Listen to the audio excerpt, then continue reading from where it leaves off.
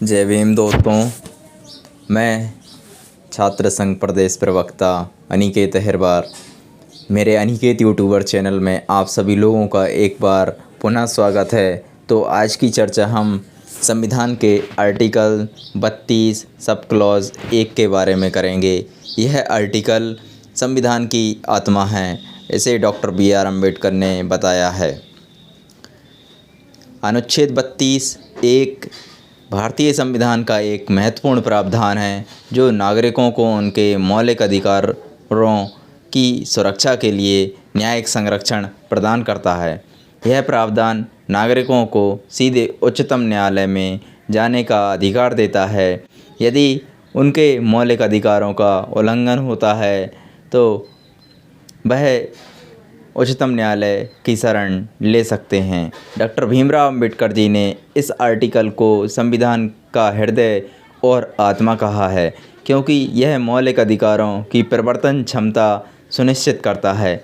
यह अनुच्छेद न्यायपालिका को नागरिकों के अधिकारों की रक्षा करने और अन्याय के खिलाफ रिट जारी करने का अधिकार देता है, जिससे लोकतांत्रिक व्यवस्था की मजबूती सुनिश्चित होती है। अनुच्छेद 32 एक इसे आर्टिकल में भी इस प्रकार पढ़ा जा सकता है। आर्टिकल 32 एक the right to move the Supreme Court by appropriate proceedings for the enforcement of the rights conferred by the part guaranteed। Hindi में अनुवाद करें तो अनुच्छेद 32 एक इस भाग द्वारा प्रदत्त अधिकारों के परिवर्तन के लिए उपयुक्त कार्यवाही द्वारा उच्चतम न्यायालय में जाने का अधिकार प्रदान किया जाएगा। अनुच्छेद 32 एक का महत्व। अनुच्छेद 32 भारतीय संविधान की मौलिक अधिकारों की सुरक्षा के लिए सर्वोच्च और महत्वपूर्ण प्रावधानों में से एक है। इसका महत्व इस बात से समझा जा सकता है कि इसे संविधान का हृदय और आत्मा कहा जाता है। इस अनुच्छेद के तहत किसी भी भारतीय नागरिक को यह अधिकार मिलता है कि यदि उनके मौलिक अधिकारों का उल्लंघन हो तो वह उच्चतम न्यायालय में जाकर न्याय की मांग कर सकते हैं। इस अनुच्छेद के अंतर्गत सर्वोच्च न्यायालय नागरिकों के मौलिक अधिकारों की सुरक्षा के लिए रिट जारी कर सकता है। यह रिट 5 प्रकार की होती है। Number 1, habeas corpus.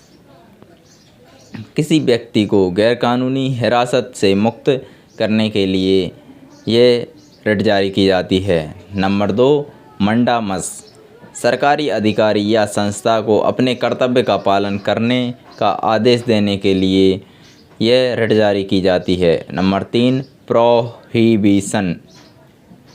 प्रोहिबिशन निचली अदालत के उस कार्य से रोकने के लिए जो उनके अधिकार क्षेत्र में नहीं आता। नंबर 4, सर्टिओरारी। नंबर 4, निचली अदालत के फैसले को निरस्त करने के लिए। Number 5, quo warranto. यह जांचने के लिए कि कोई व्यक्ति कानूनी रूप से किसी सरकारी पद पर है या नहीं। इस प्रकार अनुच्छेद 32 एक ऐसा सुरक्षा कवच प्रदान करता है जिससे यह सुनिश्चित होता है कि भारत के हर नागरिक को न्यायिक संरक्षण मिल सके और उनके मौलिक अधिकारों का उल्लंघन नहीं हो। उच्चतम न्यायालय द्वारा अनुच्छेद 32 अंतर्गत दिए गए महत्वपूर्ण फैसले। हम केस के बारे से इस अनुच्छेद को समझते हैं। नंबर 1, केशवानंद भारती बनाम केरल राज्य 1973। इस ऐतिहासिक मामले में सुप्रीम कोर्ट ने संविधान की मूल संरचना बेसिक स्ट्रक्चर डॉक्ट्राइन को परिभाषित किया है। इस फैसले में यह बताया गया है कि संविधान के मौलिक अधिकारों को संशोधित किया जा सकता है, लेकिन संविधान की मूल संरचना को नहीं बदला जा सकता है। अनुच्छेद 32 के तहत नागरिकों को उनके मौलिक अधिकारों की सुरक्षा के लिए सीधा अदालत में आने का अधिकार दिया है। दूसरा केस मेनका गांधी बनाम भारत संघ, ये 1978 का मामला है। इसमें सुप्रीम कोर्ट ने अनुच्छेद 32 के तहत याचिका स्वीकार की जब मेनका गांधी का पासपोर्ट जब्त किया था।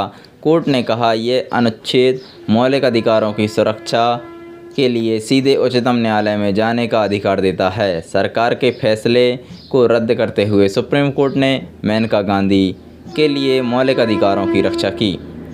एक केस और है, नंबर 3, A.K. गोपालन बनाम मद्रास राज्य। सन 1950 इस केस में अनुच्छेद 32 के तहत याचिका दायर की गई थी। सुप्रीम कोर्ट ने इस मामले में मौलिक अधिकारों की रक्षा की और यह सुनिश्चित किया कि अनुच्छेद 32 के तहत सीधे उच्चतम न्यायालय में याचिका दायर की जा सकती है यदि मौलिक अधिकारों का हनन हो। एक केस और है, चौथा, इंदिरा नेहरू गांधी बनाम राजनारायण। ये 1975 का मामला है। इसमें सुप्रीम कोर्ट ने अनुच्छेद 32 के तहत याचिका को स्वीकार किया जब इंदिरा गांधी के चुनाव को चुनौती दी गई कि वह इस मामले में यह स्पष्ट किया गया कि चुनावी संबंधी अनियमितताओं के खिलाफ याचिका दायर की जा सकती है। एक और केस है, नंबर 5, विनीत नारायण बनाम भारत संघ 1997। इस मामले में सुप्रीम कोर्ट ने भ्रष्टाचार और न्यायिक जांच एजेंसियों की स्वतंत्रता को लेकर निर्देश जारी किए। अनुच्छेद 32 के तहत दायर याचिका में न्यायालय ने नागरिकों के मौलिक अधिकारों की रक्षा सुनिश्चित की और सरकारी संस्थाओं की जवाबदेही तय की। अनुच्छेद 32 एक भारतीय नागरिकों को यह अधिकार प्रदान करता है कि वे अपने मौलिक अधिकारों के उल्लंघन की स्थिति में सीधे उच्चतम न्यायालय में याचिका दायर कर सकते हैं। यह अनुच्छेद न केवल नागरिकों के मौलिक अधिकारों की सुरक्षा का गारंटर है, बल्कि यह न्यायपालिका को एक महत्वपूर्ण भूमिका प्रदान करता है जिसमें वह संविधान और नागरिकों के अधिकारों की रक्षा कर सके। यह अनुच्छेद यह सुनिश्चित करता है कि भारत में लोकतंत्र और न्याय प्रणाली प्रभावी बनी रहे और नागरिकों को त्वरित न्याय मिल सकें।